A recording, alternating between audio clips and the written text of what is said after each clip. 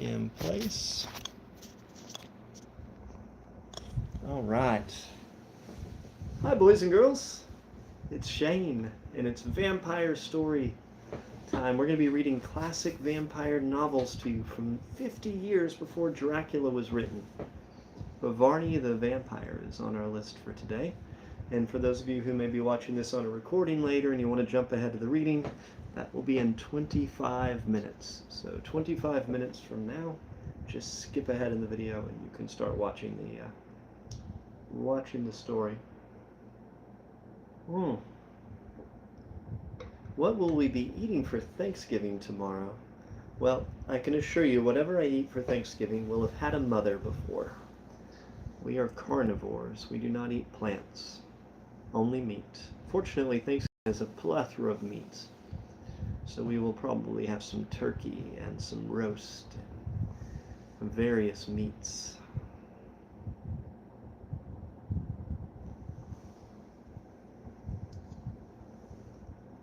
Thank you so much for the sweet gifts. Thank you so much for everything. We appreciate you guys so much. You help us out so very much with your support. I am so thankful. This time last year, I did not even have 100,000 followers. Now we're over 400,000. We're getting close to 410,000 followers on the TT. And we're getting close to 35,000 followers on the F and the B.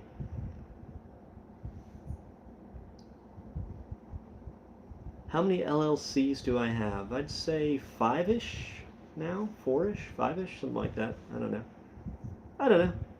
A few. Good question. You don't need to have an LLC to start doing this, but it's definitely not the worst idea. And if you want to know about building LLCs, they are not very expensive. What are they? You want me to tell you the names of some of my LLCs? I don't know that I want to go into that information. What's that? I mean, they could look them up, I suppose. It's public record, but no, I do not have it back yet. So right now I'm live on this platform and I'm live on another platform that's owned by Google. What kind of businesses do they do? They're all various things around property or internet publishing. I have an LLC for internet publishing that I've had for years and years and years. Back before I even got into real estate. I did kind of online websites and things for people. And now I'm a social media creator, so that LLC just kind of morphed into this. Some people say that I am.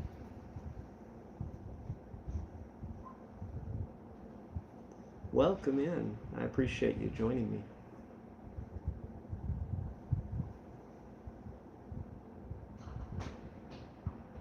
What's in the glass? This is salt water. So it's water mixed with some various magnesium, potassium, sodium salts.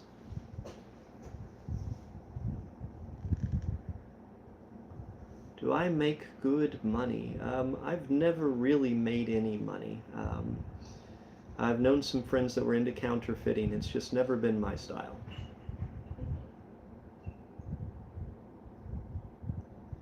The attention to detail in that is so much. But I do make houses and I make lots of other things, and I use those things in order to create wealth. And wealth is different than money. And I know it sounds like semantics, but when you learn the difference between wealth and money, you will be a lot more successful. Thank you, Pamela.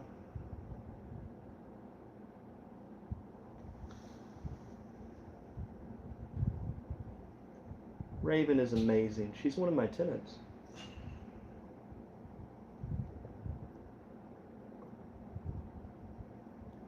How would you describe wealth? I'm over $2 million net worth, so I have over $2 million in wealth. So you can be wealthy and have $0 in your bank account. In fact, there are 400 people right now in this live on this one platform that's asking all the questions. And I would guess that there's probably 10% of you have more money in your bank account right now than me, if I had to guess. A lot of you will have more bank account money than I have, but wealth, there's going to be not very many of you that have more wealth than me. There will be some, but not many. Money and wealth are two very different things. And if you want to learn about that and you're thinking about what you should get for Christmas for family members, may I make a recommendation? In fact, I'm going to do this right now via a link. This would be the best New Year's resolution and probably the most life-changing thing you could do for various family members, and that is read the book Rich Dad, Poor Dad. Learn the difference between a wealth and between an asset and between a liability, between wealth and money. Somebody is calling me. I cannot take the call right now.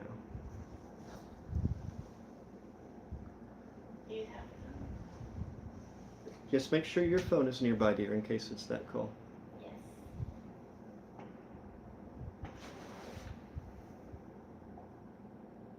Ah, congratulations on purchasing that. It will change your life. Welcome in. Personally, you think that book is not a good book for people who are trying to be wealthy. Please. Personally, you think that book is not a good book for people who are trying to be wealthy. Please. I realized my mistake. Sorry. Yes. The wife opened the live in the same room as the live is happening in, and so I can't turn the sound off today. Yes, you can. You just have to turn the volume down. Then you can open the live, but you leave your ringer on because there's more than one volume for your phone, dear. Okay. Yes, we have things. All right. So going back into this. Debt. Oh no, debt. Everybody that is poor is afraid of debt. I was poor for many years and I was afraid of debt. 2 million isn't that much. 2 million is not enough. That's why I'm still working like crazy. That's why I was on a roof earlier today working on a house. I'm doing those things to build wealth so that at some point I will have enough. But I can tell you more than 20 years of trying to save money to become wealthy and only having $100,000 of net worth to show for it versus a year and a half of investing after reading that book and having almost $2 million to show for it. It was a life-changing thing for me. It took, well, it was a little over $1 million after a year and a half.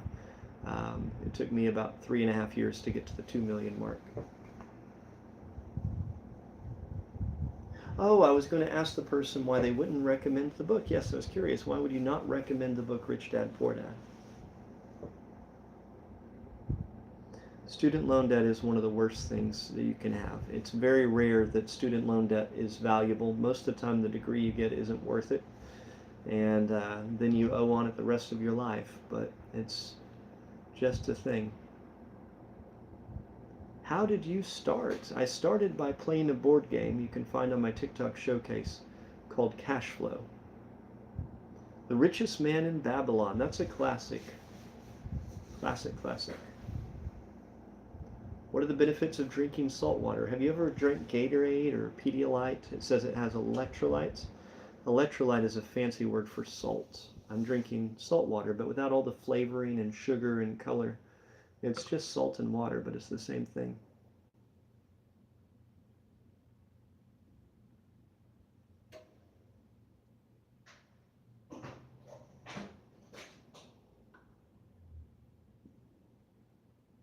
Well, thank you so much. I'm glad you came in to say these things.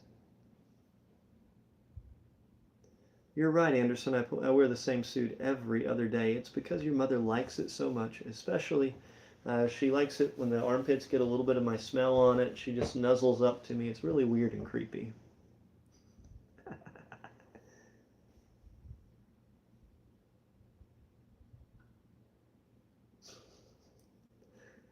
Sometimes you got to engage with the trolls just a little bit.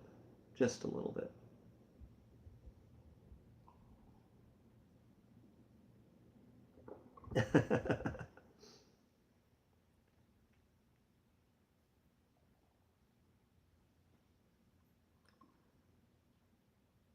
Well, thank you so very much.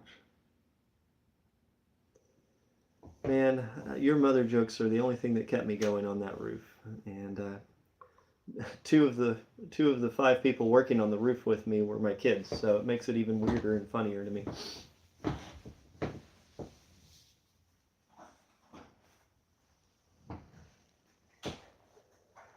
Do we Thanksgiving? I give thanks for many things.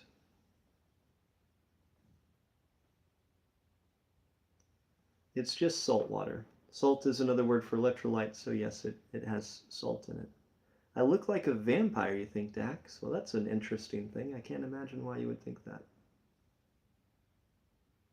Did I replace the whole roof? Yes, we replaced the whole roof. Despite my video, we didn't just flex seal it. We actually did the roof right. Most of the time I do things right. Sometimes we have to maybe do a band-aid on something for a while till we get back to it and do it right.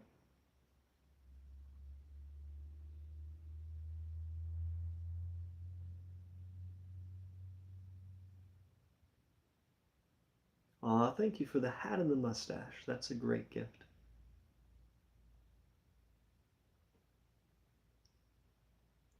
Ahoy! Welcome in, Age. Do I teach karate? I've never taught karate. I have taught martial arts, though. I've got 35 years of martial arts experience.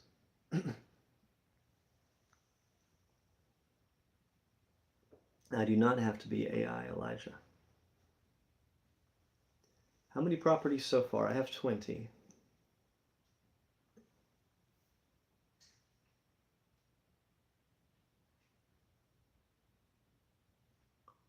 Is it true I swing both ways? That is a falsehood.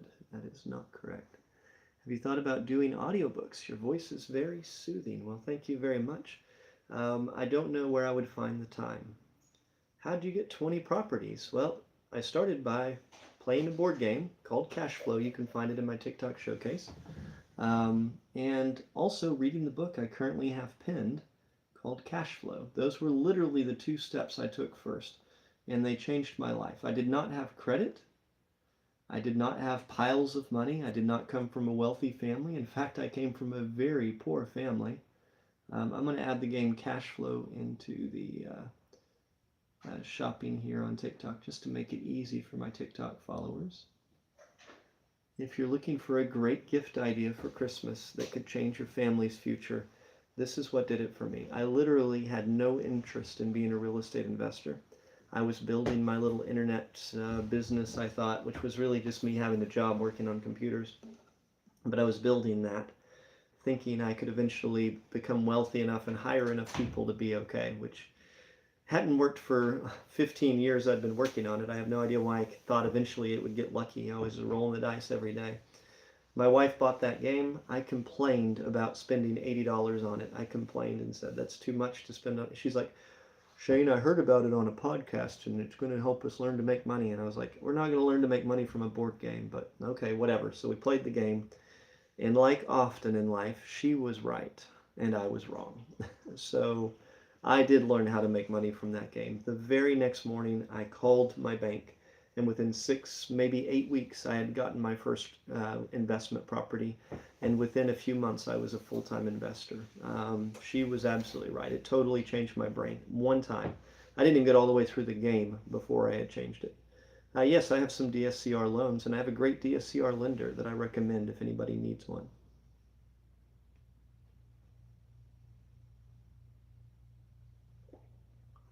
We've been together 24 years.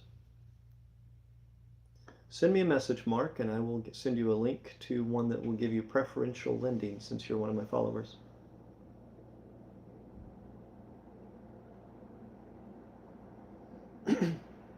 How much salt is in the water? About a teaspoon. Nursing is a career that the loans could potentially be worth it. It just kind of depends, but in most markets, nursing probably makes enough. But I can tell you it's a hard career path. It's not for everybody. It's definitely not worth it if you don't follow the career path. Do I work with low-income families? Sometimes, yes.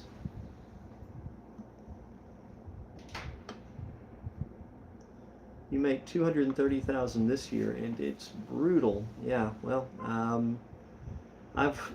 working for money. That's one of the things that the Rich Dad, Poor Dad book talks about, is how poor-minded people work for money. And I spent most of my life working for money. That's not a way to live. And It's like, well, what else are you going to do? You have to make your money work for you. That is what you have to do. And it's just a different mindset. When you change your mindset, you will change your future. Are you coming in? I am, but I needed to make room for me. Here she is, everybody. The reason why you're here. And one of the things you have to remember is lifestyle inflation is real. Mm-hmm. The more money you make, the more money it absolutely will take for you to live. So even if you could have lived on $50,000 a year, when you make $200,000 a year, even for 1 year, you will no longer be able to go back to living for $50,000 a year. It changes your brain, and it's hard to go backwards. Yes, older people can start this. Are taxes cheaper since you're not making wages? Yes, in many ways. Real estate investing. So when the government... I wanna say that everybody should have a side hustle. Yes. Everybody should look at what you can do to start your own business. That's your side hustle that you then can take tax deductions with that you wouldn't necessarily be able to take as a wage individual. Because there's a lot of tax deductions. Like, for instance, your children can work for your business. So your 18 and under children can work for your business, and there is a tax deduction. There's a special tax benefits for that. You pay your children with a paycheck for age-appropriate jobs, like, say, being a model for your business, or licking envelopes and stuffing envelopes, putting stamps on them, different things like that. And you can pay your child a wage, and that is tax deductible. So There are it'd be like lots. Oh, good. well, it's like, it'd be like their, what's that thing kids used to get? Slave? No. Victorian children? No. Orphanages where we have lots of child labor? An allowance. An allowance. Oh, sorry, that's totally different than where my brain was. What is my net worth? Approximately $2.5 million. You know how you have that word just on the tip of your tongue and you're like, I love the tip of your tongue, dear. Aw, of course you do. You only make $16.5 an hour. Is it even possible to own a home? Absolutely. I have bought 2 homes this year with $0 down and no credit. I've bought, let's see, 1 other home with no money down, and I did have credit for that one. But all 3 of the homes that I did here, you could definitely have done at $16.50 an hour. Like, one of the homes I'm paying on is $535 a month. That's it. $535 a month, and I bought it this year, no money down, $535 a month. I currently have it rented for $13.50 a month. You could have all kinds of things on your records because this is what you do negotiations with individuals. It's not involving the bank. You can do that in Washington State. Yes, you can do that in Virginia. Yes, you can do this where you are. If you have a felony. It may not be in your neighborhood specifically, but yes, you can do this exactly where you are in your region. You know, maybe not in your neighborhood, but in your region, you can definitely do this. Are emails from some of the biggest credit report people legit? Probably not. The safest thing for you to do is to contact them. Don't click on their emails. Yeah. Don't call the phone numbers from the emails, but instead go to the website for them, not from their email, but go, like, type it in on a search, go to their website, and find then the actual company. Call them that way. That's the best way. And talk to them. If you have not initiated contact with them first and you're getting things, that's kind of fishy to me. Hello everyone joining us in. Welcome in. We're going to be starting our reading in 17 minutes. Does Shane have a felony? No. Not at all. But the reason I was saying that you could do this even if you have one is because you are in direct negotiations with the owner of the home, not the bank. You currently have 40 rental properties. Congratulations. That's amazing. Congratulations. Huh? What are we drinking tonight? We are having salt water. A delightful bouquet of various salts mixed with water. My dress came untied. Oh no.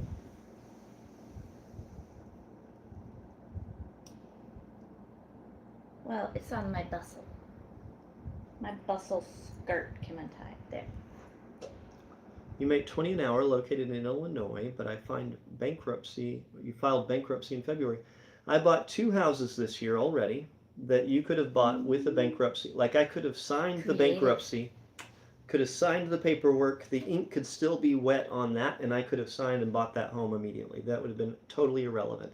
You can do this. You cannot do it the normal way. If you just call a realtor and say, hey, I just filed bankruptcy, Shane says I can buy a house, that realtor is going to say, Yes. hell no, you can't. He doesn't know what he's talking about. I've been doing this for 15 years. You can't buy a house. The realtor is wrong. The realtor doesn't know.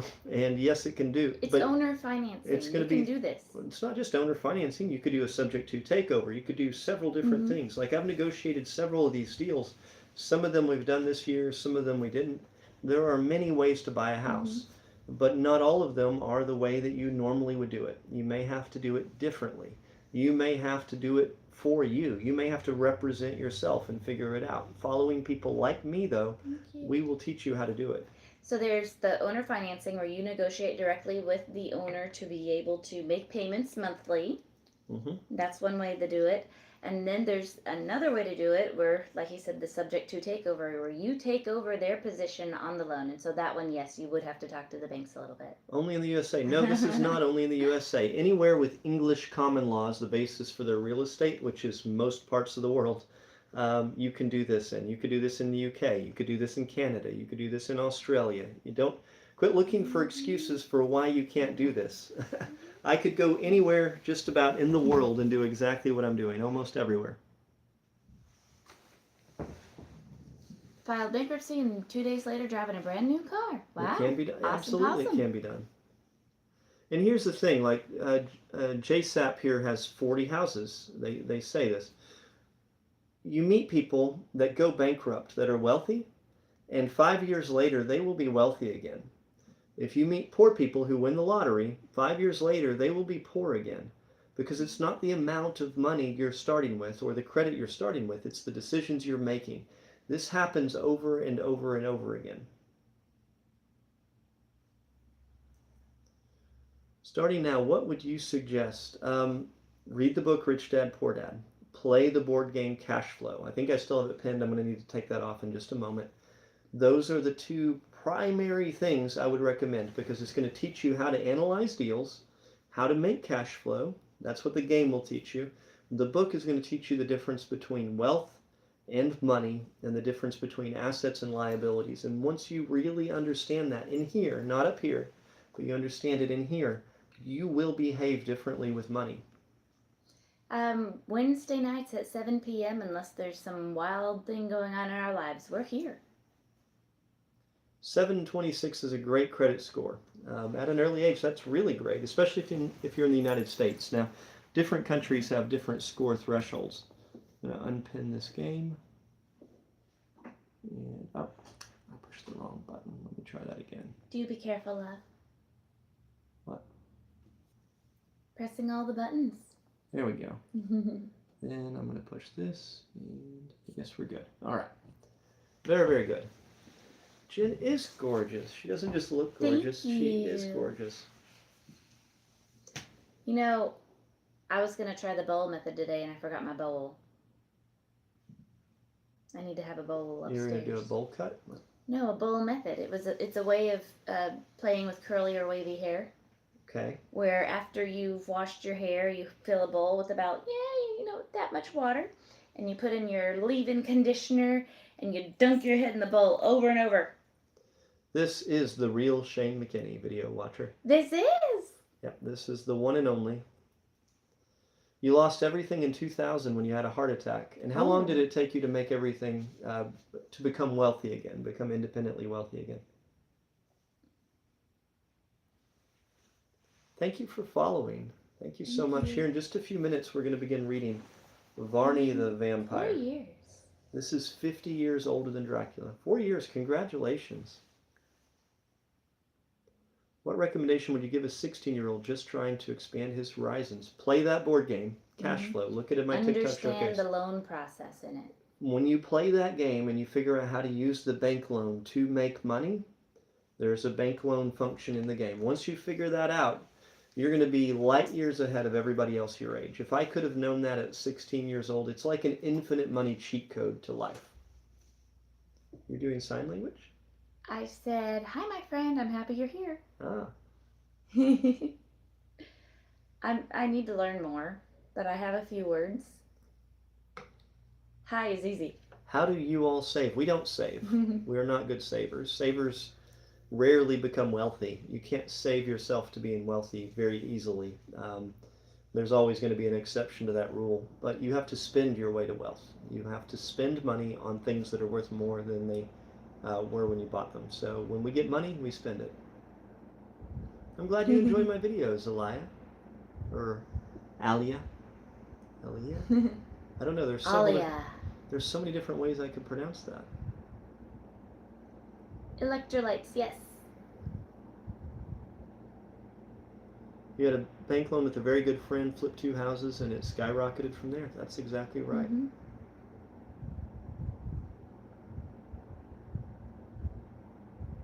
We were talking of cash flow, the Cash board flow. game. You can look in my TikTok shop, I think down here somewhere, and you should be able to find the game. I have some videos where I talk about the things. If you want to know about them, you can find one of those videos. I think I explain it pretty clearly.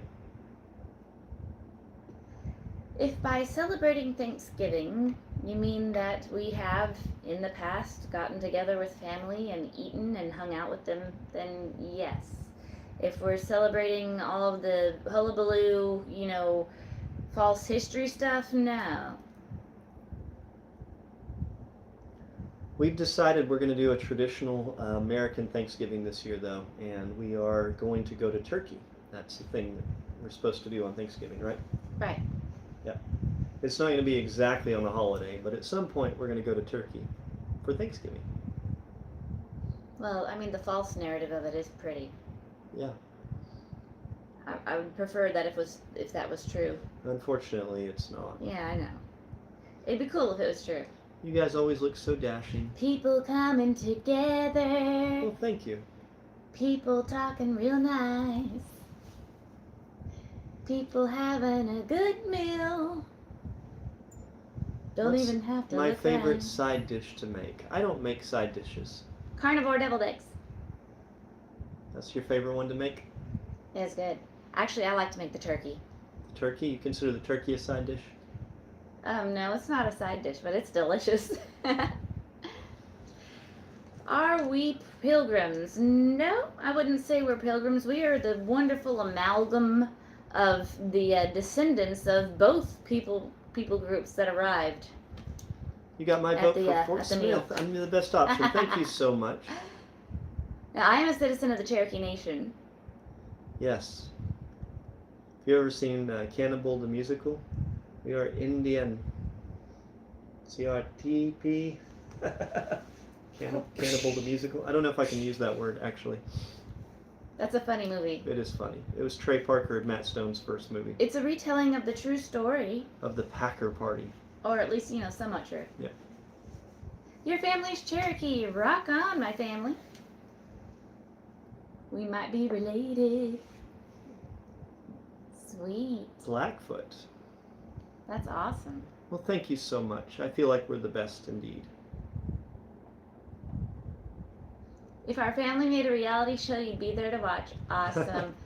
We I don't were- know, if we did a reality show, it might give Ransom a real big head. Yeah. He'd love eventually it. He would. Spadoinkle! It's a Spadoinkle Day. Oh, Yay! yay! Thank you so much. You've brought cheer to the That's inside such a of my great heart. word. Yes.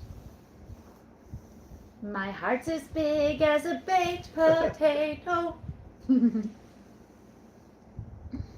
I love you too. Thank you.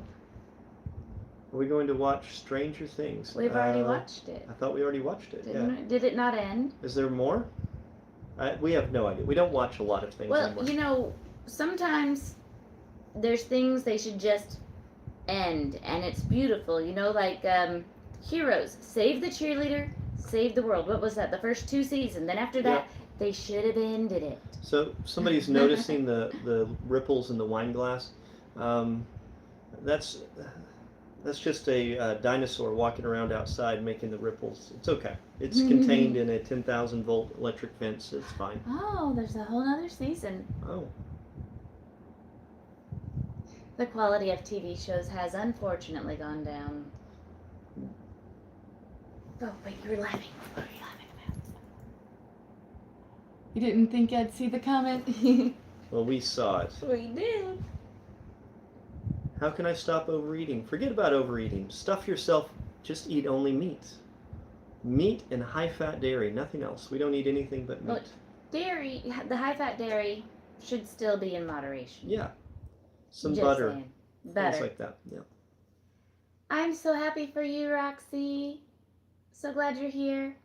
Currently live in a modest 3-bedroom you purchased at a back tax auction. That's Ooh, congratulations. Congratulations. I'm glad you feel happy and pretty. And you're so tall, Saltwater. given those model vibes. We look old. We are old. Yeah, there's a reason for that. Mm-hmm. Yep. What do you think we are, spring chickens? You are a tall diva. Beautiful you. Congratulations, JSAP. Nice. How many children do we have? We have 2 young men. My youngest is 20 years old. Thank you, thank you. We've aged like a fine wine.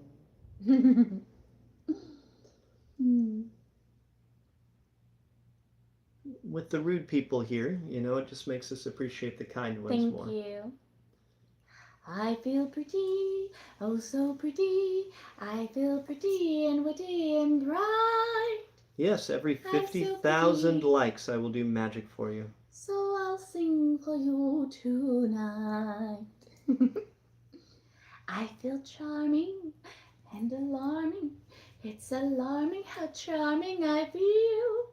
I'm so pretty that I hardly can believe I'm real. I started doing magic when I was about 12 years old. It's a fun song. Mm-hmm. Oh, they said magic. Yes, every 50,000 taps, I will do some magic for you. So make sure to touch the Sugoi. screen in a repeated manner so as little hearts pop up and I will reward you. あなたは本当にすごい。ピカピカ。 Well, thank you so much, Gremlin Master, and I appreciate a good 80s movie if you're referencing the David. Gremlins. That's a good Christmas movie. Gremlins is a Christmas movie. Thank you. I'm in a good mood. Yeah.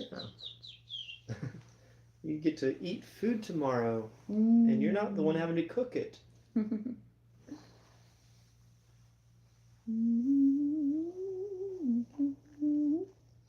Hello, Oklahoma. So everybody, listen up real quick for just a moment. A lot of you are coming to my defense in the comments, and I really appreciate that. Thank you so very much. But it's okay. I don't need you to worry about defending me. There are many ways I can be of service to you. Some of you maybe benefit from me teaching you something financially you don't know, or teaching you how to fix your credit, or learning how to do something around the house, or just get some inspiration. Those kinds of things are helpful. But there's another way we can be helpful to you. And that isn't as obvious, but somebody may be having a difficult time in their life. They may be struggling with negativity, and they may come here and think, wow, at least I am not as weird as those people on TikTok. And maybe they feel better when they're like, oh, you're da-da-da-da-da. Maybe saying, oh, you have greasy hair, or this or that, makes them feel better about their day in comparison. And if they feel better as a result of that, then I'm super happy that they could come here and feel better. They're not hurting my feelings. They're not affecting me in any way whatsoever. You guys don't need to trouble yourself trying to dog on them or anything else. Let them feel better about themselves. Let them totally, do whatever it is that they need to do in order to feel better. That is fine. I'm happy to be of service to those people in that way. I literally add oil to my hair because of the type of work I'm doing and things where I'm getting dust and shingles and tar and everything else in my hair. I've been roofing today, so. Last week, when we left off, we had our young Mr. James Anderson had given a letter Mm-hmm. to a boy, and the boy betrayed him and gave the letter to Helene's mother. Mm. And then Helene's mother, never showing the note to Helene, pretended that Helene didn't want to see James, and definitely told him that she was willingly marrying the Baron Stolmeyer of Salzburg, when we know that Helene was not happy about being forced into a marriage. Forced. She chose of her own free will. No, not of her. Well, I suppose Her it was her own free will, her but the mother was super manipulative about it. terribly manipulative. Yes. I'm going to go to jail if you don't do this because I'm so far in debt. So you'll have to visit your mother in the jail. Yes. And then the resuscitated man, the other vampire, found his way to Varney's house, the Baron Stolmeyer's house, and broke in and tried to take some of Varney's treasure. But they did manage to chase him back out. But I think he got some of the gold in his pockets. Okay, it is 7 o'clock. It's time to start Varney the Vampire. But before we begin, we're going to do magic because we just got to 50,000 taps and I want to reward everybody. So here I have a deck of cards. What I'm going to do is very simple. I will take a card from this deck, flip it over backwards, and put it back in the deck. Okay? Very simple. You will get to pick the card, and I'm going to flip it over using only my tongue. So somebody pick a card.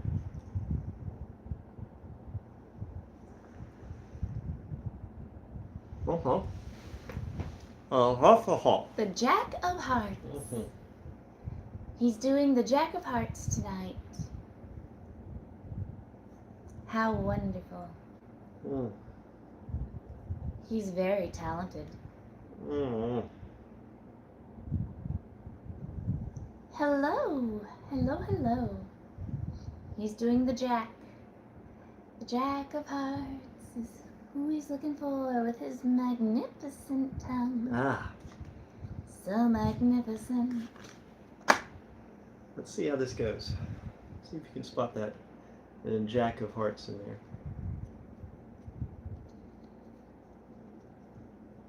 Thank you, You my see it darling. anywhere?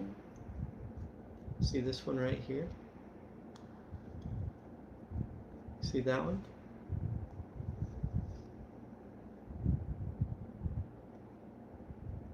Do. If I just picked your card, you could send me a galaxy to say thanks. You thought Jack of Hearts and he read your mind. Thank you so much. Thank you.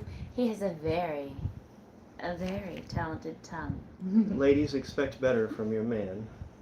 Most guys can't even find the bean. Alright, moving on. Alright.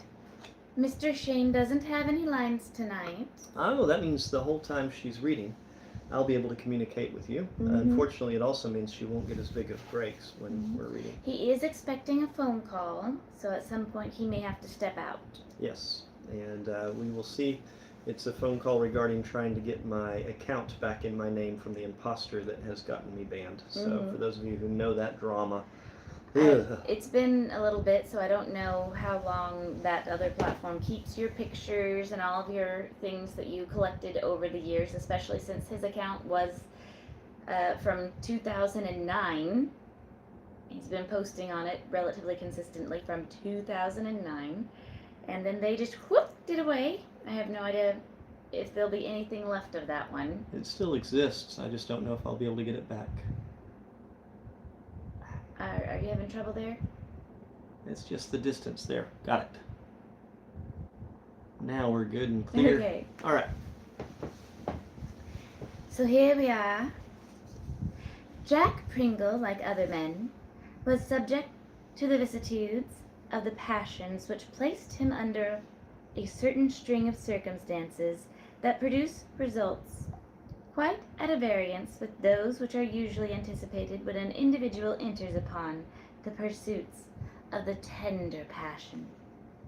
Indeed, Jack could see nothing at all unhappy, or in the least degree unfortunate in the black eyes and rosy lips of Susan, who was most certainly the maid of the inn, though not in precisely the same rank as the one alluded to by the song. So you know, apparently there's been songs about Black-Eyed Susan for a very long time. He had taken up his residence at the inn. Had Jack indeed, he was partial to inns in general. There was usually a greater latitude permitted there than elsewhere, not only each one being allowed to accommodate himself as he pleased, but he could have what baccy and grog he chose to order, as long as there was a shot in the locker. This being the state of affairs, Jack found another inducement to stay where he was, and that was the existence of the before-mentioned Susan, who appeared to be as kind as she was good-natured.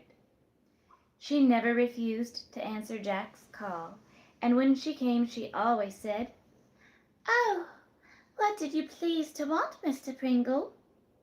Mr. Pringle, thought Jack. Well, that sounds pretty from such a fair pair of lips. Jack scratched his head, and turning his quid in his mouth, was often lost in admiration, and forgot all his wants at that moment, and it was not until the question was more than once repeated that Jack was aware that he really did not want anything, especially as his grog was not all gone. Do you know what grog is? I like grog. It's quite lovely. It's a wine that's mixed with some spices and various juices, and usually served warm in the cold times of year. Before I was carnivore, I drank grog. Grog is different from mead, my love. Well, exclaimed Jack, looking at the glass, I forgot, but never you mind, Susan. I'll have another while this is going, so I shan't not hurry you. I wouldn't hurry you, Susan. No, that I wouldn't. Ah, the course of true love never did run smooth. That is, we know a rule that is as old as the hills. But then, it is of constant reoccurrence, and one that it may fairly be presumed always will, to the end of the world, and possibly after. However that may be, Jack was not without a rival, and one of the very formidable character. Not that Jack valued him a piece of rotten yarn. No, he never did think anything of landsmen, especially a soldier, for it was to that class this rival belonged. Susan, said Jack, as he sat in the kitchen watching the various evaluations to which the hands of Susan were applied in the performance of her multitudinous duties. Well, Mr. Pringle, said Susan. Oh, said Jack. And then there was a pause during which Jack forgot even to chaw his quid, and was quite abstracted in manner and thought. He had intended to say something, but it had quite escaped him, and it was difficult for Jack to hold his thoughts, as it is for countrymen to hold a pig by the tail when this latter member was well greased, and when it was of that description, usually denominated a bobtail, a common occurrence. What did you say, Mr. Pringle? Said Susan, bustling about.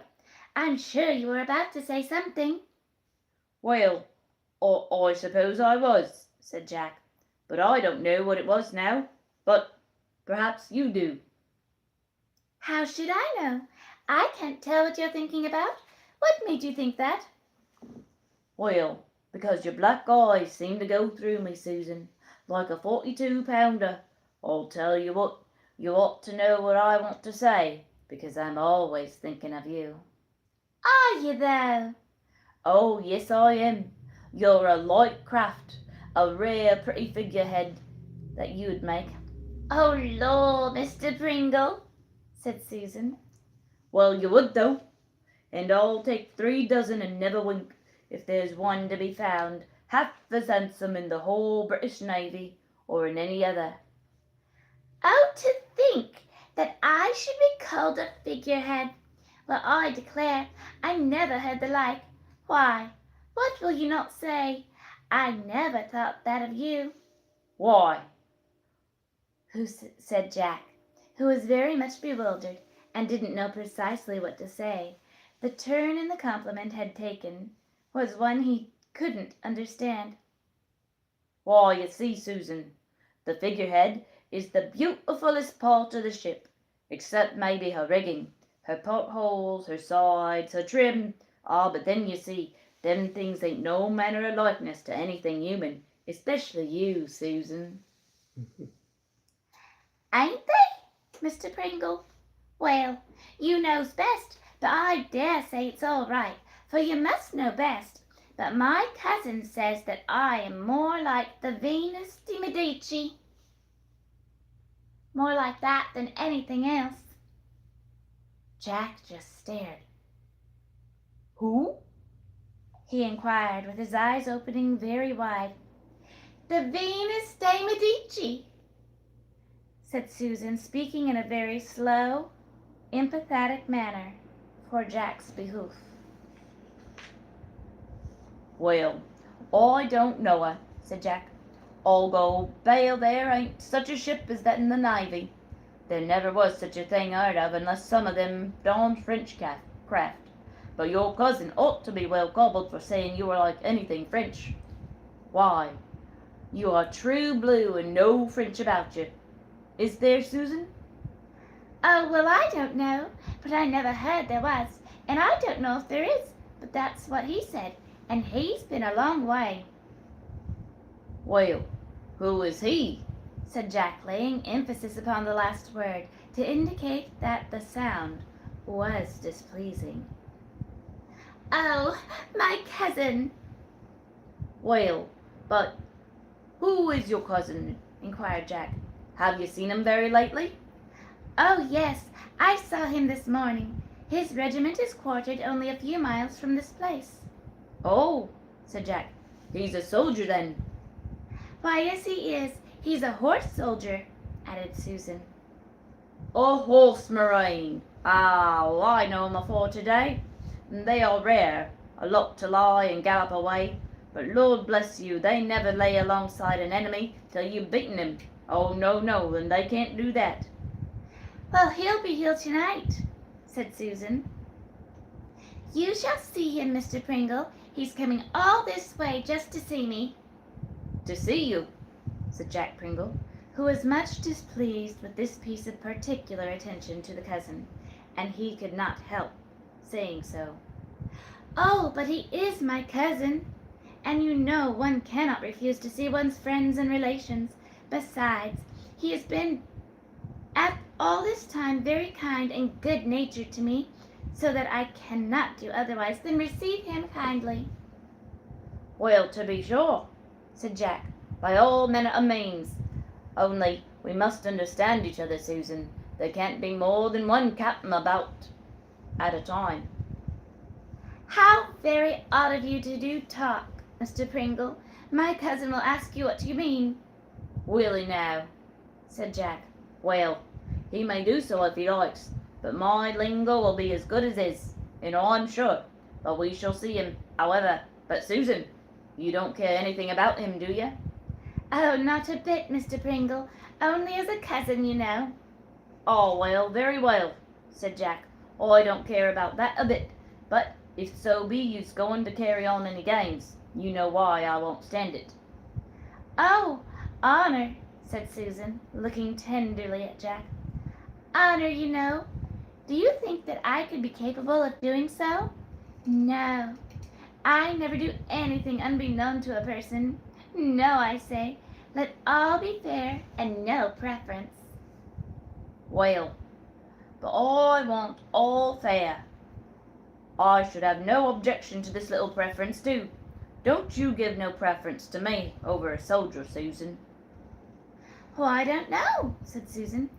But she gave a look towards Jack that made him suspend the libation that he was about to pour down his throat.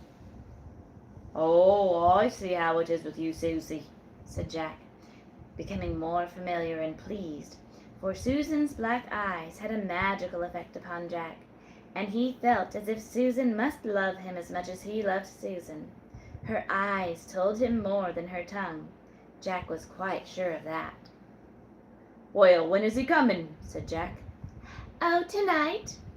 And you must promise me that you will be very quiet and civil, and then you shall see him. Only you won't take any notice of what he says or does." "Oh, well, no," said Jack. "It's all right. I understand that I won't quarrel with him. Nope. Not even if he were to, but splinter me mainmast.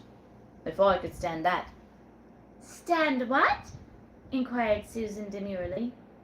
"Well, kissing of you," said Jack, striking the table with his fist, so as to make the glasses that happened to be there tremble. "I couldn't stand that if that. Stand the cat first." "Lord, Mr. Pringle, who asked you to do so? I'm sure that I would not do such a thing." "What?" said Jack. "Why, to let him kiss me, to be sure." Jack felt electrified, and after a moment's pause took his quid out of his mouth, hitched up his trousers, and then seized Susan by the waist and gave her a kiss. It was a kiss, such a one as only a man-of-war's man could give. It went off like the report of a pew-pew. That's quite the kiss. "Lor, Mr. Pringle, I thought you were quite another sort of man. What would my cousin the dragoon have said if he'd seen you? Oh, dear me, you must have alarmed the whole house. I didn't think you were going to make so much noise, though." A footstep approached, and the landlady thrust her head in, but Susan was busy, and Jack was chewing his quid, as grand as an admiral. "Susan?" "Yes, ma'am." "What's the matter?" "Oh, don't know, ma'am. Didn't know there was anything wrong at all, ma'am." "Well, I thought I heard a plate smashed just now. Are you sure you haven't broken anything?" "Oh, yes, quite, ma'am." "Oh," said the landlady, "I certainly thought I heard a smash, but I suppose it was a mistake altogether. However, I'm glad of it." "There," said Susan when she had gone. "I told you how you had alarmed the place." "Well," said Jack, who felt much abashed at what had happened. "I didn't make so much noise either, but never mind. I'll take more care another time." We have somebody that's sending us loves and hearts all the way from Romania, Thank you. Thank you very much for all the love and hearts. the land of the vampires. The evening came round, and with it came the dragoon, as fine a specimen of military dress, discipline, and riotism can well be let loose upon the decent community, and Susan met him in the passage. "Ah, my pretty Susan," said the son of Mars, "the star of my destiny, and the hope of my heart. While I wear spurs, I will love you ever, dearest." "Oh, come now, none of that nonsense, you know, Robert. It won't do you to say too many fine things, you know." "Of course I do, but I can say them without occasion. No, as well might you want day without daylight, the moon without moonlight. You inspire me, you see, and without you I couldn't say anything." "Well, I dare say not," replied Susan. "You are such a man that you make one believe what you say."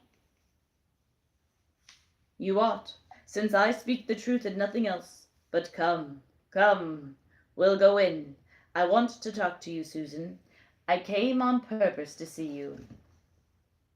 There's a barmaid at the Plough and Gooseberry Bush, quite sulky because I didn't stop there, but I know that I promised you that I would come, and so I would be as good as my word."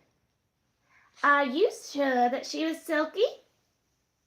"Certainly, because she would not say goodbye." "Well, but now I want to speak to you about something that I want to explain." "Explain, my dear. I'll explain anything that can be explained. I don't mind what it is. You'll never find me backward in coming forward with any amount of explanation that you can possibly require." "Well, that's not what I want. I want to say that I have a cousin here. I am not particular. I will pay her every kind of affection and attention. I am sure that you will acknowledge that I am not wanting in any attentions to you. Oh dear, no. But it is not a female cousin that I want to speak about to you. Indeed, I can't tolerate another. Oh yes, but you must. He just come from the sea, and is a very odd man, but an uncommonly good-hearted man, so don't take any particular noise about what he says or does. I don't mind him a bit. Not the value of a pinch of snuff. Oh yes, but you must do that. Only don't do anything to vex him. You can be pleasant company when you please, and I know it. And so I will. To please me, you will. For though I don't care anything for him more than if he was to be my brother, yet he's very fond of me. That's no recommendation to me, said the dragoon. A spoony anchor buttons, I suppose. A spoony anchor buttons? A spoony anchor buttons. I don't understand what that means. I don't know the meaning of the phrase either. Does anybody know what a spoony anchor buttons means? Some of the language of this is very old. And some of it has more to do with boats. Yes, or Us soldiers or other things, depending on the time. Non-boating people. Well then, my charmer, I will say anything you like to this saltwater fish of yours, but he mustn't lay hands upon you. If he should do so, why, I should be obliged to chastise him. But he's a man of war's man. And I'm a man of war myself, my dear. Lor, said Susan. Upon which she turned her eyes and face towards the dragoon, who could not let such an opportunity slip, and he immediately saluted her in true military style. But he did not commit the same offence that Jack Pringle did, for the former told no tale by the report. It was all quiet, and he followed Susan until they came into the room in which Jack Pringle was sitting. This is Mr. John Pringle, she said. Aye, aye, said Jack. Here am I, Jack Pringle. I float on shore all the same. And this is Mr. Robert Swabham. How d'ye do, said Jack. Mr. Swabham. I dare say it's so, but since we're all to be shipmates, we might as well be friends. How d'ye do? Pretty well, thank you, Mr. Pringle. Very well indeed. I hope to see you quite well and at home. Oh, yes, quite so well. Both ways well, and at home. They're buttons with anchors shaped like a spoon and made of brass. Oh, okay. Yes. Yeah, we've seen those.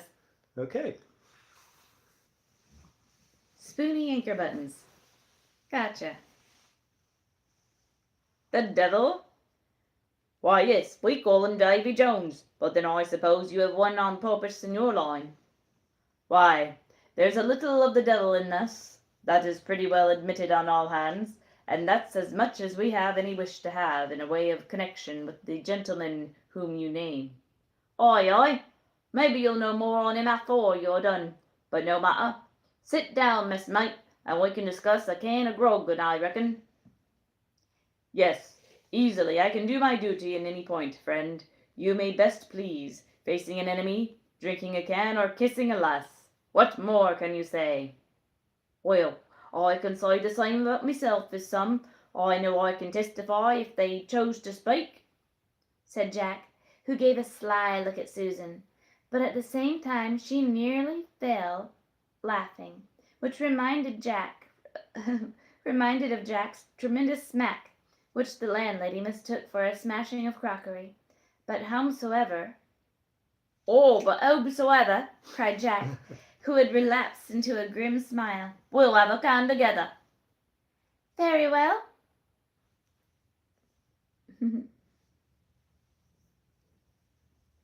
I'm confused as to who's saying this. So you're having to read ahead to figure out who's saying it, huh? I'll just pretend it's the other boy. Very well, Susan. Will you do what is needful for us? If the landlady would allow me, I'd wait upon you and do all your work. And a pretty bobbery, said Susan, she would make of it. You would soon get discharged for tasting the grog on its way from the bar to the parlour. Ah, well, I might get into trouble if I did that. What do you say, friend Jingle? Oi, Pringle, said Jack. Oh, Ringle, I have it now, distinctly. Why, you swab, said Jack in a rage. I ain't got no such kickshaw names as them. Mine's quite a different name altogether, just say what you like. My name, said the soldier, ain't Swab, but it's Swab'em, at your service. Ah, said Jack, whether swab or swab'em, it don't much matter. We all must feel our place, and some are luckier than others, though they might be cousins. Cousins? Curse cousins, says I. Same here, says Jack. And then they both stared at each other, believing each other cousins to Susan, though not to each other. I'm glad that you're here, said Susan. I have the grog for you, and it's extra strong. I know because I put some more into it. I turned the tap on each, and she didn't see me do it. Ah, Susan, I see you have a great regard for me, but it is not more than you ought to when you ought to come to consider how I respect you. Oh, pooh. I said it in the wrong one's voice. Oh, no. Do it again. Ah, Susan, I see that you have a great regard for me, but it is not more than you ought, when you come to consider how I respect you. Oi, the same here, said Jack, who thought this pretty good for a cousin. I admire Susan. She's got such eyes and such cheeks. So she has. They're like diamonds set in roses. That they are. Oh, yes, and as soft as velvet. Damn, said the soldier. You beat me hollow, I say, messmate. Where did you learn to fire your great fuse off in that manner? Where? Said Jack, putting the can down. Why, where there were men to get out. Where there were men to fire into us a gun. I'll warrant you it was none of your field days when people were tearing their hearts out to look for fine. No, no, the lee scuppers ran with blood, and every heart was true as a British soldier's. Well, that was good, but when I served on foreign service, there was no getting out of the way of danger behind a wall, stone, brick, or wooden. No, no, nor even laying on the ground. We had not even that, for as we fought, we destroyed the very building which supported us, and we had the spirits of the sea contend against us as well as the dangers of the fight. Anyway, here's Jack and the soldier and black-eyed Susan.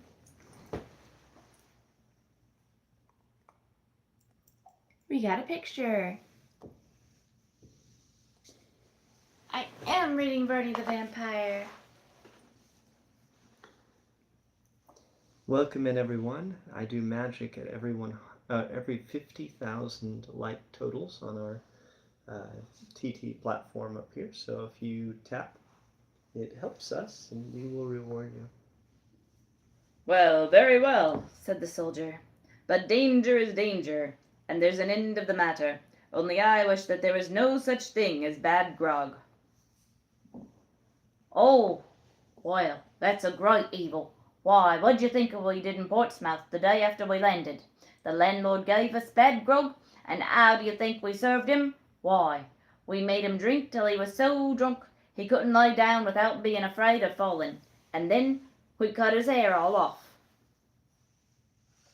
Well, I recollect a place in Portugal where they brought us some wine which we couldn't drink. It was all horribly thin and sour. We had in vain asked for better, but none was to be had at our bidding. Indeed, we felt sure there was better, and we demanded to have it. We called our landlord and told him that we resolved to ruin him if he didn't bring it up. We would have better wine, but he protested that he had not got any. Now we were resolved to search, and accordingly we did search until we came upon some beautiful wine, some of the best port I ever tasted, and we made free with it. At all events, we drank as much as we could drink, and then fell fast asleep and forgot to punish our landlord for the rascality. But I suppose that he was well aware of what he deserved, for he endeavored to excite some of the peasantry about to unalive us while we slept, and when we awoke we found ourselves surrounded by 12 men. There was but 3 of us, but we were armed, and the peasants had nothing but a miscellaneous descriptions of weapons, old pew-pews, swords and clubs, but they were not men. They were definitely not the men that we were. Well, it came to a hard fight. More blows were struck, however, than did any mischief, because we could make a use of our tools, and fought so hard that they were glad to leave us the victors. Law! You don't mean that, do you? I do indeed, but that was nothing. I frightened a whole regiment of the enemy. "Aye," said Jack. "Well, a whole ship's complement, aye? Well, that will do. Go ahead. You'll be all the cousins I ever heard of, if you don't never mind me. That's what it's all about. A good yarn, well spun. It's worth a glass of grog any time."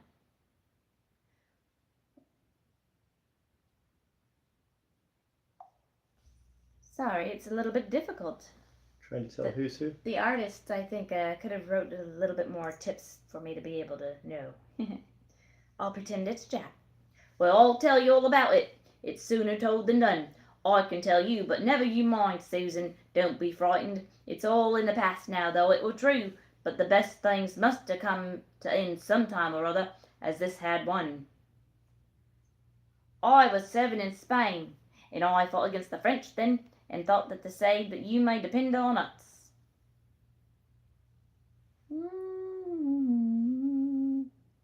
I think that's not the, I think it's the soldier again. "I was serving in Spain, and I fought against the French then, and though I say so, you may depend upon it, I took my chances as well as another man. However, I had many inclinations to go a step or two beyond my strict duty, and do more than I was obliged. But what of it? If you succeed, you are sure to be rewarded, and want, if I could, capture a pair of colors which would give me a step in my regiment." "Charge, my brave boys!" shouted the colonel, as the enemy appeared coming down. There were 3 or 4 to 1, besides reserves a short distance, but we thought nothing of that. We had every reason to believe that we were outnumbered, and that was all, and we drove hard at them.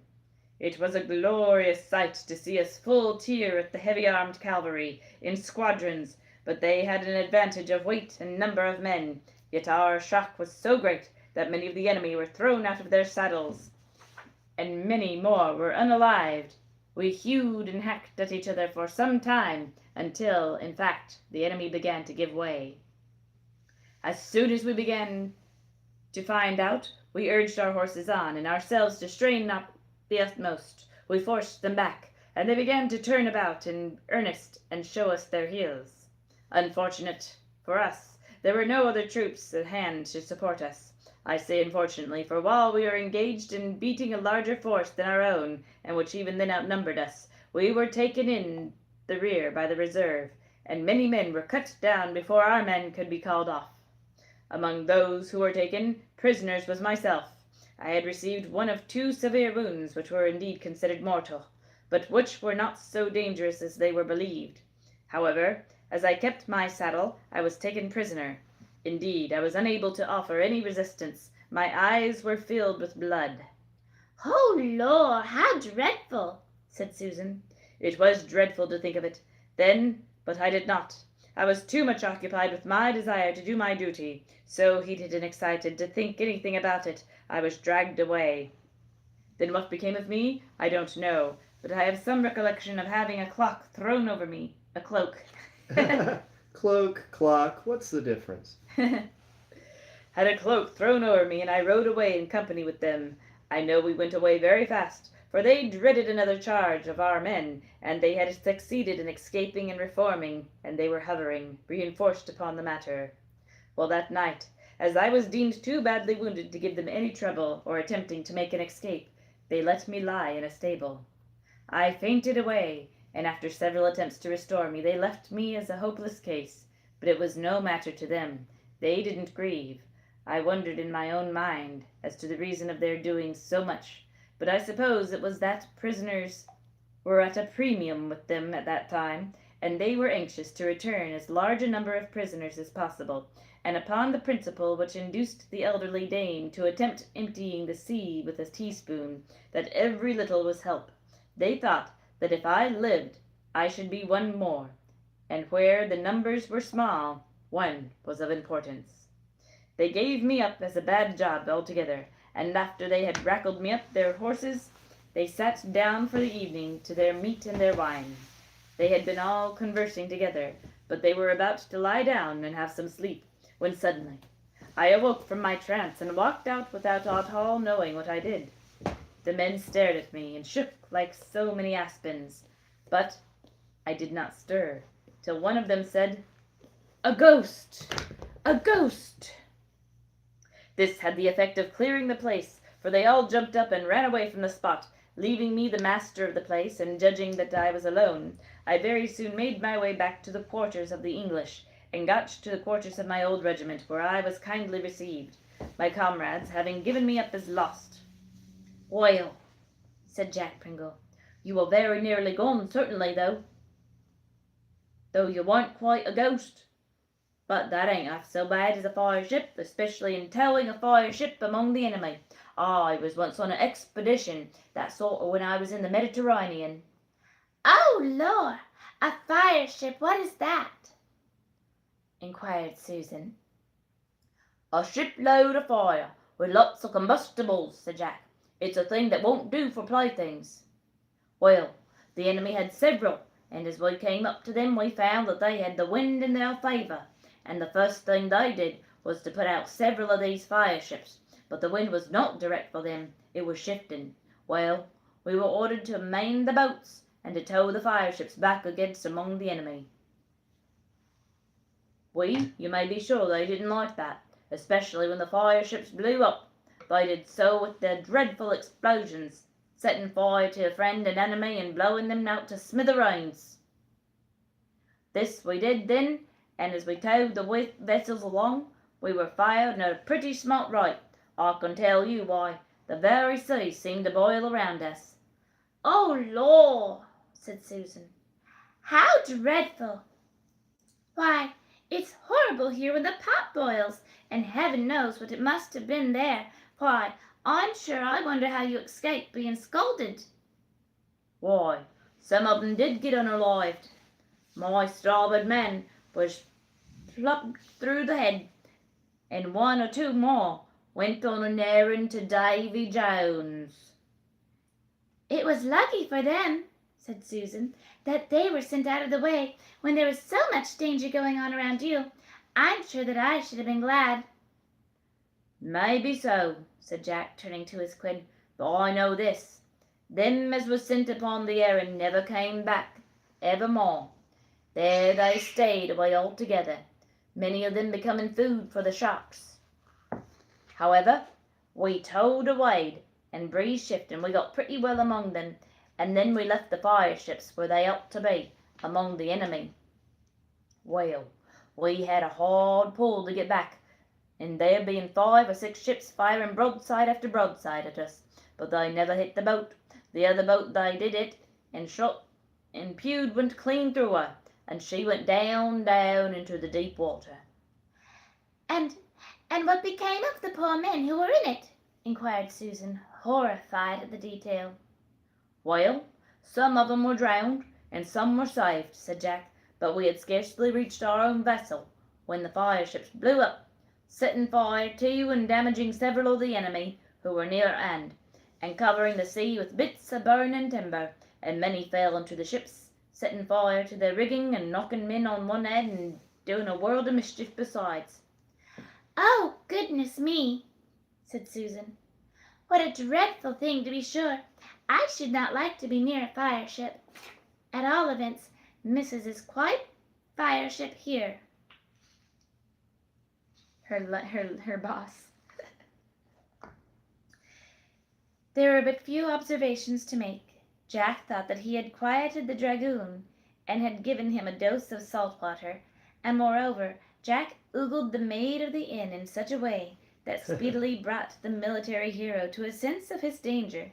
So curling his mustache with his finger, he said, "Well, it is all very well talking of the dangers of the sea, but it's nothing to a storming party." A storming party? What's that? "Why, I'll tell you, my dear, and then you'll know all about it. You see, we were at the siege of Bangpowder." I never heard of such a place. "Neither have I," interposed Jack. "What's the bearing of that outlandish place?" "Oh, never there, eh?" said the dragoon contemptuously. "Then you don't know it. Talk of danger, and you should have been there, and you would have known what a danger it was. However, I will enlighten your ignorance. You must see, Susan, my dear, that at Bangpowder we were very little use in the way of assisting the siege, except that we acted as outposts, foraging parties, and kept off the light troops of the enemy when they showed themselves, while the infantry set to work at the trenches to work the pew-pews. And they did work them about too. For weeks together there was pewing day and night on our side and on theirs too. So the air was never without a strong smell of pew-pew powder, which you might smell for 12 leagues, quite strong." Lord, said Susan. "Smash my timbers. You're amazing, and I love you. Smash my timbers." If you want. I don't think we can do that on TikTok, though. That does sound pretty naughty, doesn't It it? does. It does. Said Jack Pringle. "If you ain't a-comin', it's strong this time." "Well," continued the dragoon, taking no notice of what was said. "Well, that was nothing. That was a mere trifle. After some weeks' firing, we made a hole in the wall, which increased day after day until big enough for a man to enter. After that, a storming party was ordered, but after more than one attempt, our men gave it up as a bad job, our captain, being a daredevil sort of fellow, and not liking to see men beaten back, said the breach was practicable, and could be entered. This was denied by the officers and men who had been defeated, and he said if his own troop would volunteer, that he would undertake to enter the place. This was told us, and we were all at once volunteered to follow him, to the devil if he chose to go." She is amazing. She reads so wonderfully. Thank you. She's going to have to take a break soon. Is this going to be your break? Yeah, that'll be the break. Okay, almost to a break time. And I'm up here. oh, well then I'm going to do a magic trick because you guys have gotten over 100,000 likes. So. He at once informed the commander-in-chief, and we were ordered to mount the breach. To do this, we of course dismounted and went on foot. There was some little excitement upon this matter, but we were cheered as we passed, and when we arrived within a few yards of the walls, we were met by a tremendous fire of all arms. This, however, did not daunt us, though it thinned our ranks, and we were less in number. But up the breach we went, one man at a time, 6 of them, one after the other, and we were knocked over, unalived as herrings. Well, the men began to look blue over this. They wouldn't have minded rushing on in a body, and giving and taking until they had all unalived, but to get on the top of the brick wall, one at a time, to be pew-pewed at, why, it was more than they liked, especially as they had not struck one blow, or pewed a single one in return. "Hurrah, lads!" said I. "I'll have a shy now. Come on and follow me quick." And I jumped up, and I cleared the wall through 1,000, though 1,000 pew-pews were all fired, and got over the clear without a pew save one, and shaved some of my whiskers off. We all got over, and soon after that we were followed by some of the other regiments, and the place was our own, but we were nearly stripped into our birthday suits. "Oh, Lord, how was that?" inquired Susan, interested. "Why, we had so many narrow escapes that our clothes were all pew-pewed to shreds." "Oh, goodness," "Oh, but it's true," said the dragoon, rising and going out of the kitchen. In a few moments afterwards, Susan left it also, and Jack, after turning his quid and squirting the I don't know if I can say that word. I wouldn't say that word. Tobacco. Juice Yes. on the floor. Ew. He just spit in the floor? It was common back then. That's disgusting. Remember they talked about the Senate in the state of Arkansas. They instead. had boxes. They had little boxes that But they still would cover the floor, they said, in the straw, just so they could sweep up all the straw full of the juices of that More. particular plant. Yeah. Yeah, it was a different time. In a few moments afterwards, Susan left also, and Jack was disgusting and spit in the floor. He rose up and hitched his trousers with preliminary dom. And he left the kitchen also, but he hadn't got too far when, oh, the horror! He perceived Susan in the arms of the dragoon, whose mustachioed lips more than once met hers. "Why, sink the ship," muttered Jack. "Here's a pretty go. The black-looking pirate-ll thief."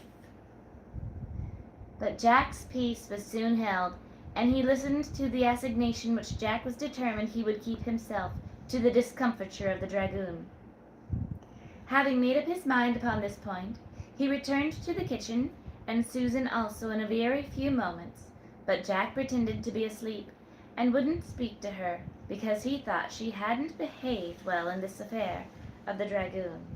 He was resolved, however, in substituting himself for the soldier, or at all events, of making a row.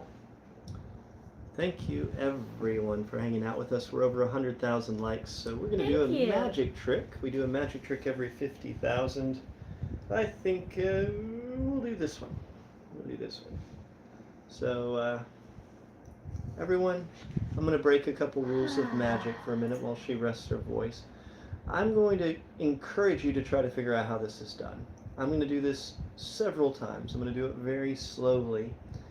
And I want you to figure out the exact moment when you understand what's happening. So the green and the yellow are connected. I'm going to show you from both sides here. Green and yellow are connected. I'll show you up close. You can see there's a hole. The string goes right through. And the green and the yellow are connected. Now the green and the purple are also connected. And the purple and the yellow are connected. So purple and yellow, green and yellow, green and purple. Purple and yellow. Okay. Now the yellow and the green are connected, but also the red and the green are connected. See this? Red and green. You can see it from this way. Very good. Red and green. Okay. Red and yellow are connected. Red and yellow, red and green, green and yellow, purple and yellow. Some of you are starting to understand, I think, how this works. So purple and green, purple and red are also connected. We haven't done that one yet. So we got the red and we got the purple. Yellow and purple. I'm going to show you all nice and close here where you can see that none of them are connected at all.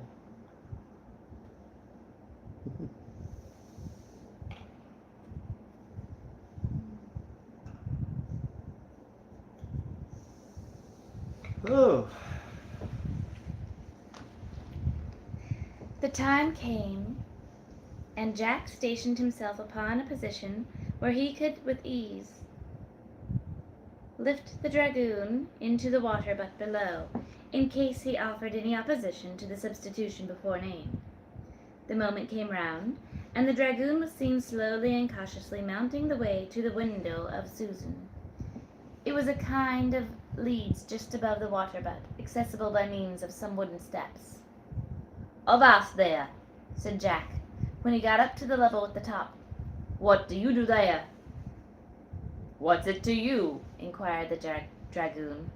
"A great deal," replied Jack, "but you don't come here.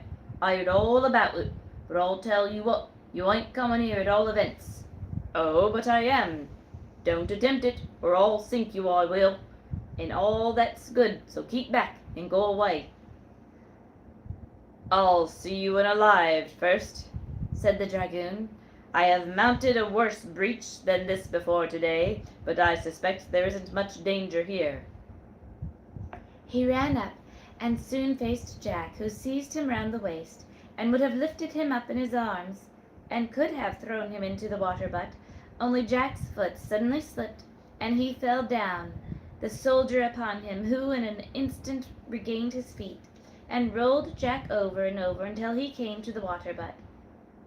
Into this Jack went head first, and kicked and floundered about, and if the water butt had not been very rotten, and gave way, letting all the water escape, it is very doubtful that Jack would not have found a watery grave in the confined space of the water butt.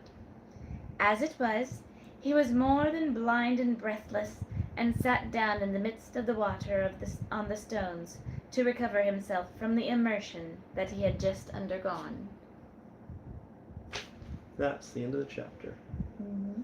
So somebody's asking, why is everybody being jerks today? And I think it's just natural that people are letting off some steam before they are forced to spend time with all of their families and hearing about how their political opinions are wrong. And No, you just turkey trot right past all that. yeah, and Do the turkey trot. their football Gobble, team gobble, isn't gobble. as good as this football team. Gobble, gobble, and, gobble. Gobble, gobble, how gobble. things were better 40 years ago than they are today, and what's wrong with this world, and what's wrong with this country, and what's wrong with this planet, and yada, yada, yada, yada, yada. Instead, if letting off steam helps you to feel better, I'm glad. But might I recommend just thinking, what can you do that would truly be the kindest and best for everybody you encounter tomorrow? To just make sure that everyone around you is having the best time possible, regardless of whether someone says something you disagree with or not. Just focus on the goodness of the people you're around, and I think you'll have a much better time. Every morning he rubs my back, so he gets some coconut oil, and he rubs my back, so absolutely, he oils me up every single day, and I get like this most marvelous back rub in the morning. Oh, it's so great. So yes, he oils me up every day. Oh, it's so good. So very good. Guys, if you're looking for relationship advice, the way to a woman's heart is through her neck and her shoulders. He's good.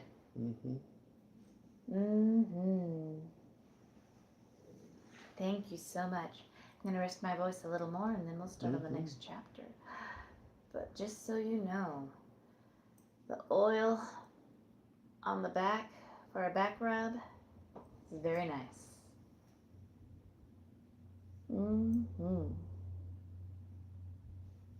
You've seen our holiday packing videos. We're going to be doing one of those soon.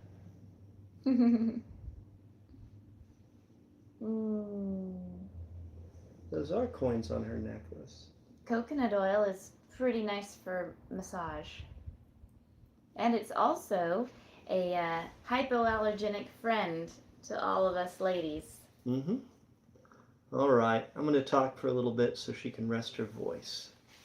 So thank you everyone for sharing my recent video. If anybody likes that house and is interested in it, please make sure to send me a message, and I'll be happy to put you in touch with the person that's listing it. It is very rare a house of that size is available for rent around here, so it's going to be a pretty good deal for someone. What do we have planned for tomorrow? Probably just some family stuff. Who knows? We'll figure it out as we go. Any hints on the magic? The next magic trick we'll do in 30,000 taps. So as you make the little hearts appear with your fingers, I will do a magic trick at 150,000 of those. No, we don't have anything in California. And thank you very much. I think we both look quite lovely as well. We've been around each other for a very long time. What are y'all doing for the rest of the night? Well, I just finished roofing a house today that we've been working on for the past 6 days. Save for one day that was rainy. But we've been getting up early, working very hard. We are definitely going to go to bed after this and rest up. We always match each other beautifully. Well, we do what we can. All of my properties are in Fort Smith, Arkansas area, but I'm glad we have people from all over that are following. And if you follow me, I will teach you how we buy houses and how you could buy your own house with no money, and how you could become a landlord and start renting yourself and making your area better for rentals. You can all do this, every single one of you. Roofing a house and still enough energy to get all polished up? Yes, of course. I'm a carnivore. I only eat meat, so we have more energy than we had back when we ate all those nasty plants and everything that are so bad for you. Well, my page loves you back, Julie. Thank you so much. It's definitely the same, Canada or the United States. What is it, We dear? have to move the barbecue grill over to the sci-fi house. Yeah, so we can't do it while we're reading. No, we can't do it while we're reading. Some of our guests are having a barbecue.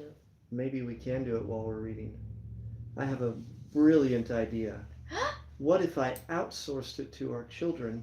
Oh, Do you good think, luck. do you think that the two of them could work together well enough to get the barbecue grill moved tonight?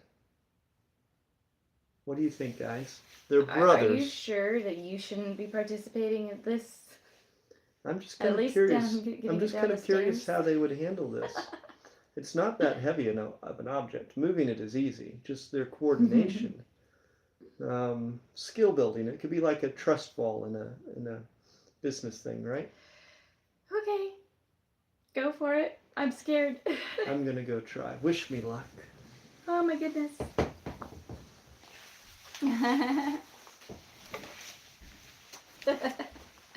You love both of our videos. Thank you. Boys! You believe in ransom. You had no clue we had more than one voice. Yes, so my oldest is sometimes like the shiny Pokemon. He's harder to find. He's in some of the videos. I agree, shenanigans may occur. How long has he been on Earth? Many, many years. I am going to read again, yes. Let's get the likes for Magic when he comes back. Yay! There might be a street fight. Maybe. More like a chase, probably. Yes! Thank you so much. I do have the green earrings on. Here, I'll show you guys. Kelly made these earrings. Kelly made these and they're beautiful. Let's get closer so everybody can see them on this side. Here. And see them over here. Yep, so if you liked that, friend Kelly. Kelly makes jewelry. As long as Xavier doesn't tickle Ransom.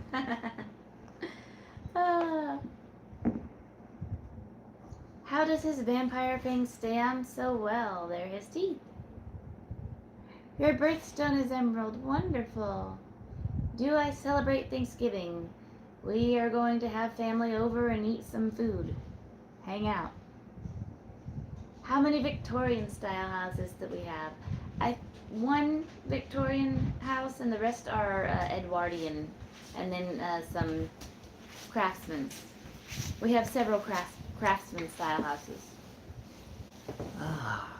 Guess what? What? They're doing it. I think I succeeded. What are the odds of it succeeding, like, for real? They're at least attempting it. That's so wild. I know. Our boys are becoming men and responsible. That's There was amazing. no complaint, no whining, none of that. It was just, okay. So where'd you tell him to put it? I said to put it on the patio area. Yeah. I think that would be perfect. Yeah. Whew. Ah. All right. I'm gonna read some more. I'll allow it. A circumstance now occurred which soon enabled Jack Pringle to console himself for the misadventure that he had, which he was delighted to think was not known to any of those persons with whom he came ordinarily into contact. The pleasanter circumstance to which we allude was the reception of a letter from the Admiral, and by the mere fact of his writing such an epistle to Jack, it would seem to be perfectly true that he really felt unhappy without the companionship of that worthy. The letter was to the following effect. Jack, you mutinous rascal, your leave of absence has expired, and you know you ought to have a round of dozen when you come back to your ship. But, as it turns out, you may stay where you are, for a reason that I am going to tell you. There is to be a wedding at the very place where you are staying, between some odd fish, a baron something. I don't know who. But as we have been all invited, we are coming down, the whole lot of us, and shall arrive on Thursday, so that you may look out from the main-mast head as soon as you like, and you will see us coming with all sails set. No more at present from you, you vagabond. You know who. Well, what a affectionate letter, said Jack. I know the old fellow couldn't do without me long. He is quite an old baby, that's what he is. And if I wasn't to take little notice of him, he would be as miserable as possible. Oh, hilloa! What cheer? Have you come back? At these last words were addressed to James Anderson, who at that very moment made his appearance in the cottage of the old seaman. He having just left the house of the Williamses, after the painful interview which we have recorded took place between him and Mrs. Williams, during which she had succeeded in convincing him that all of his hopes as regarded Helene were crushed completely. The appearance of deep dejection was upon his countenance, as to convince Jack Pringle the nature of the business that he had been upon, and he cried, "Well, come, cheer up, man. I guess now you've been looking after that sweetheart of yours, who is no better than she should be." "I have indeed," said James Anderson, "but to extinguish all hope. Nothing now lives in my breast but despair. I shall proceed to London at once to make my report to the Admiralty, as it is my duty to do so, and after that I care not what becomes of me." "Oh, sniff, sniff. I've got some news for you. Me old Admiral that I take care of has had an invitation to the very wedding as I take it's to be for your old sweetheart." "What? Is it possible? Do you mean an invitation to Helene Williams' weddings with the Baron Stollmeyer of Salzburg?" "Why, yes, I do. And that's just what I do mean, and no mistake. Here's his letter what he's written to me to go to, and I think I shall let the old fellow, for it will amuse him. Just read that." And Jack handed the Admiral's letter to James Anderson, which he read with a great deal of interest, and when he had concluded, he said, "Mr. Pringle, a sudden thought strikes me." "About ship," said Jack, and began again. "I told you before not to call me Mr. Pringle.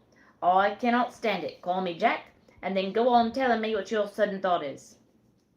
"Well then, Jack, my sudden thought is this, that your friend the Admiral might be induced upon your representation to let me join his party, and I would take care to conceal my features and in general appearance, so that I should not be known, while I had the mournful satisfaction of taking a last look upon that occasion of her whom I have loved, before she becomes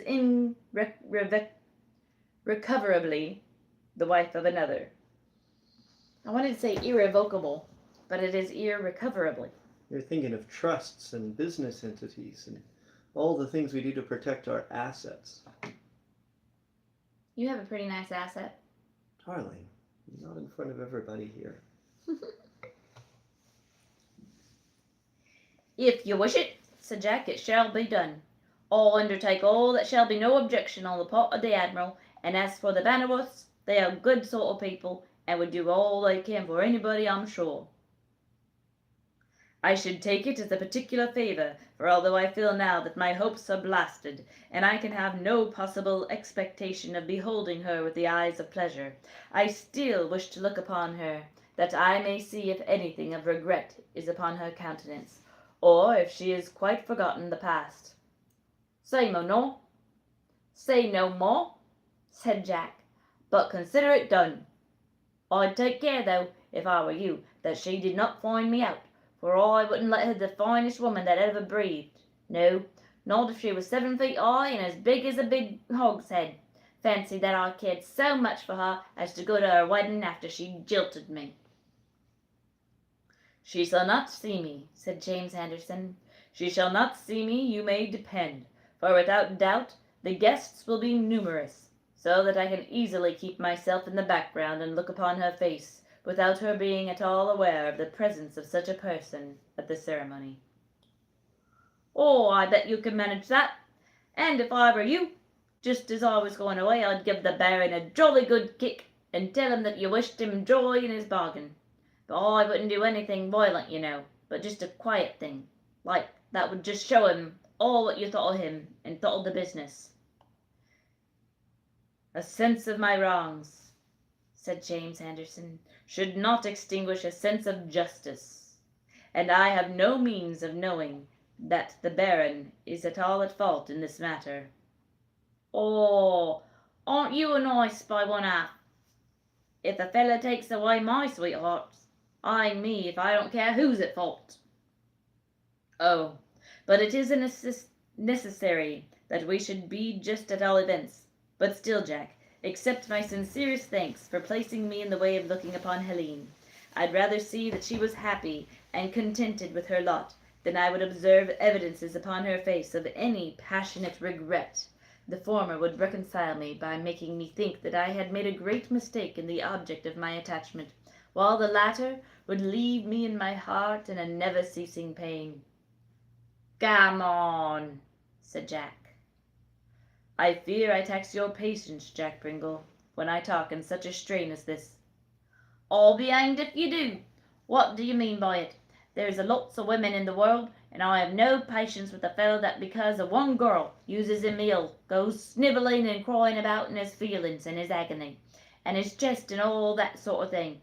I should recommend a bottle of rum. Well, well, Jack, it may happen some day with even you, and then you may feel some of the mental agony of knowing that another has possessed himself of her whom you thought all your own.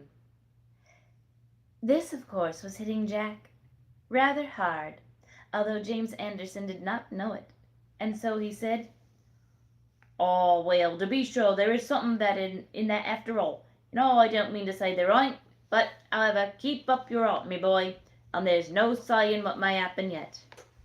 Alas, there can nothing happen that can give me pleasure.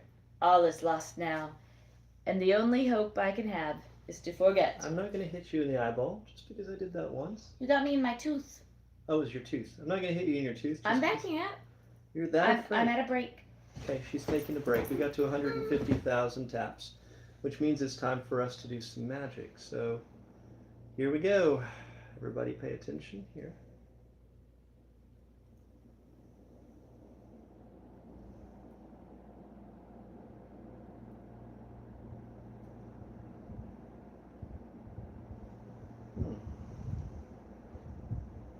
Every 50,000, we will perform some type of magical illusion for you. So make sure to tap. That was a pitiful snap. I've been working all day. My hands are tired. You should have asked me to snap for you. Oh, you see that was better than the last one. Oh,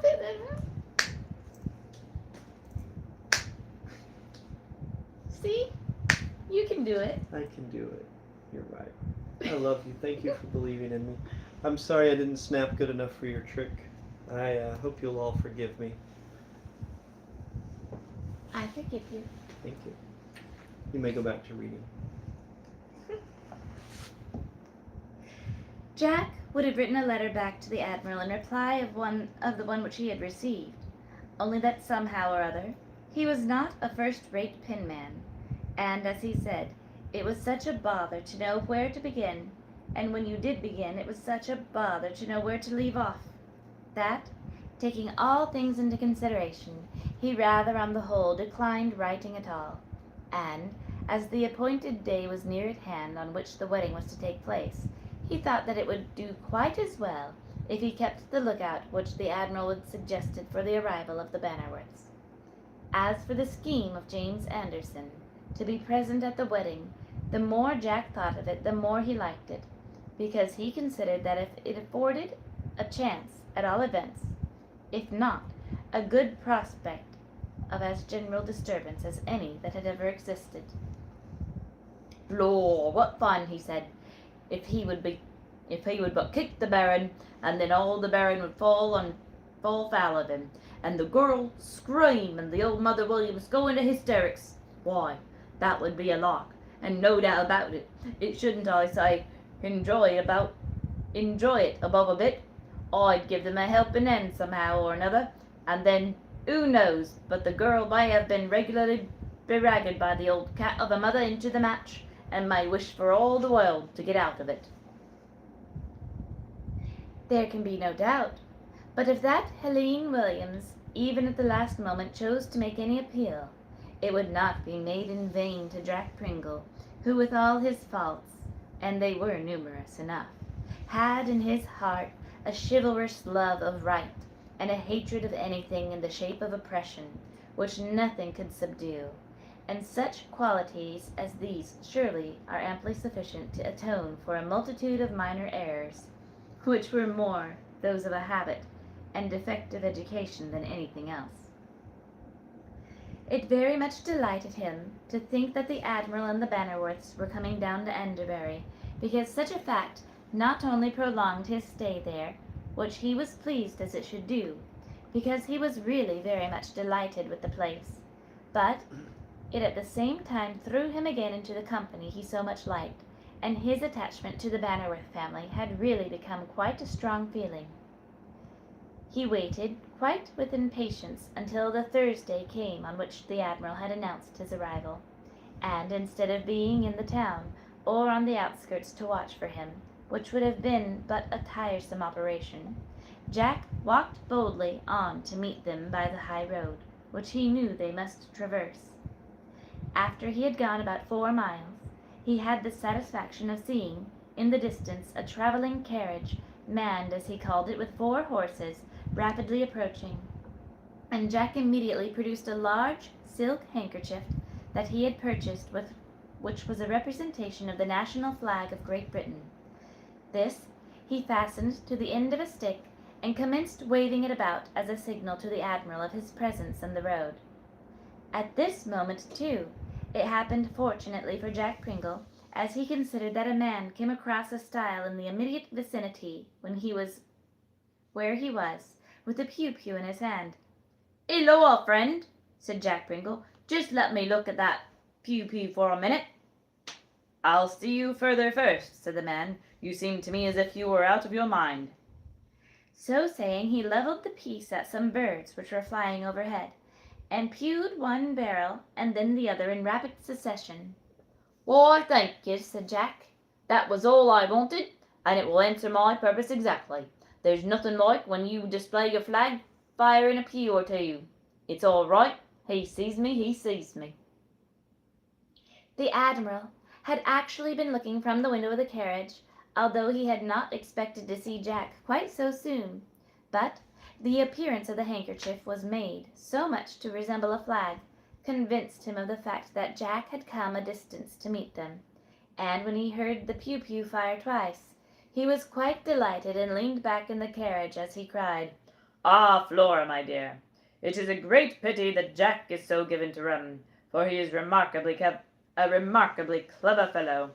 You would hardly believe it now, but he is contrived to hoist a flag because he sees me coming." "Oh, indeed, uncle." "Yes, my dear, he has. And didn't you hear that he actually managed to fire a pew some way or another?"